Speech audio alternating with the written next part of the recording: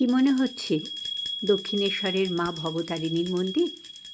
না, এটা কিন্তু দক্ষিণেশ্বরের মা ভবতারিণীর মন্দির নয়, এটা ব্যারাকপুরে শিবশক্তি মা অন্নপূর্ণার মন্দির। 1875-এ রানী রাসমণির ছোট মেয়ে জগদম্বা দেবী তিনি স্থাপন করেছিলেন। তিনি ছিলেন মথুরা বিশ্বাসের স্ত্রী এবং বলে যান যে এই মথুরা বিশ্বাসের বংশধরেরাই পরিচালন সমিতিতে থাকবে। মন্দিরের ঠিক সামনে নাটমঞ্চ যেমন রয়েছে দক্ষিণেশ্বরে, নাটমঞ্চটি ভারী সুন্দর।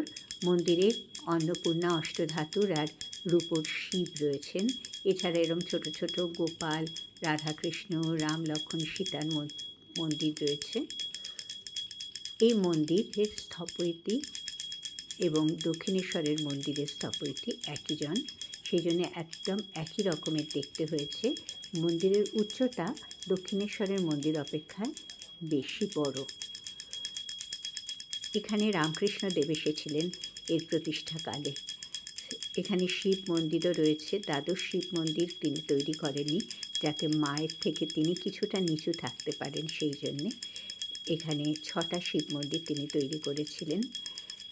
এখানে ব্রিটিশ সরকারের সাথেও কিন্তু এই মন্দির নিয়ে তাদের যথেষ্ট মামলা মোকদ্দমা হয় এবং শেষ পর্যন্ত তারাই জয়ী হন। একদিন দেখে আসুন না ব্যারাকপুরের এই মন্দির, ভালো লাগবে।